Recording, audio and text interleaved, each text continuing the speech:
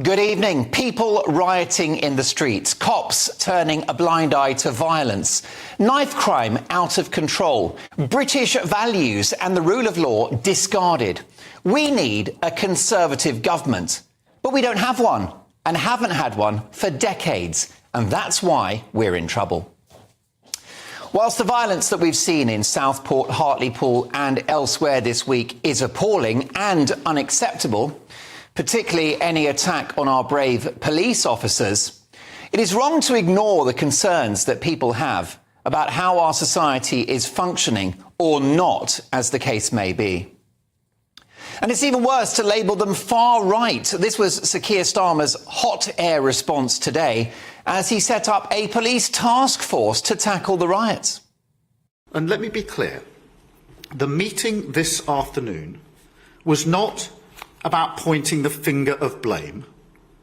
That is not how this government of service conducts its business, because it doesn't work. Rather, this was a meeting to pull together our response, a response both to the immediate challenge, which is clearly driven by far-right hatred.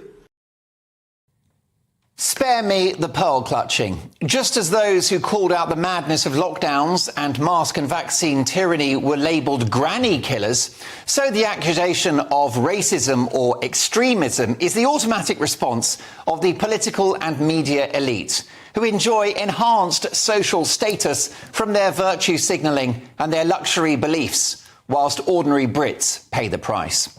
Woke progressives in the media and in politics, whose views politics professor Matthew Goodwin estimates to represent a maximum of 15% of British public opinion, take great pleasure in mantras like diversity is our strength, whilst insulated from the reality of parallel communities in working class towns, where the language is not spoken, where British values are not shared, and where the rule of law is taken with a pinch of salt. The trouble that we've seen on the streets, which I once again absolutely condemn, is a symptom of an ignored problem and caused by the gaslighting of those who govern us. Why shouldn't people be angry about vast legal net migration, which has a direct impact on the availability of housing, school places and NHS resources, not to mention social cohesion? They should be angry. Why shouldn't people be angry about illegal immigration, with people entering the country whose backgrounds and legal status we do not know, and the accommodation of whom is costing £8 million a day and rising? They should be angry. If you think it's okay for fit, fighting-age young men to chuck their phones and documents in the sea, then land on our shores and run for the hills, then I can't help you. But of course, in Islington, North London, these folk are heroes, because in Islington, they do not live with the consequences, unlike residents of small towns blighted by migrant hotels. The message is clear from politicians on both sides of the aisle, as well as woke TV stars and right-on journalists. We don't care about your pathetic little lives. And if you call out the realities of our increasingly broken society, you are a bigot, you're far right, and you're a racist too, obviously.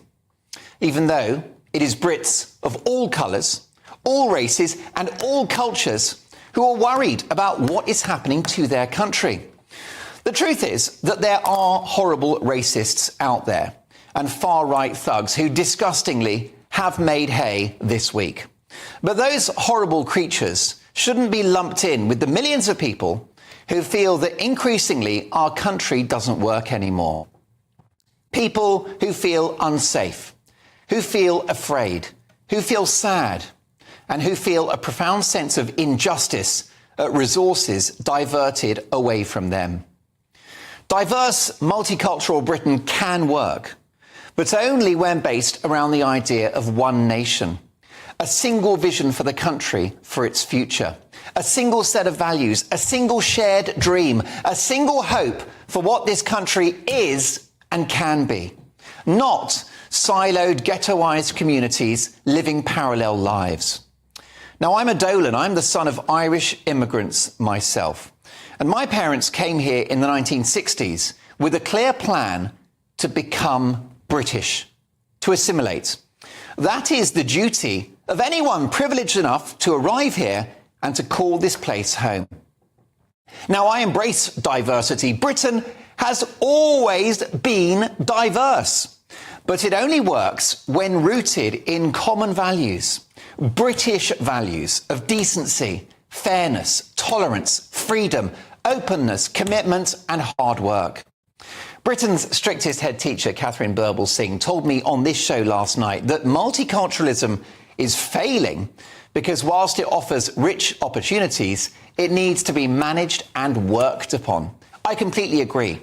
If that doesn't happen, and fast, the country as we once knew it will be lost forever.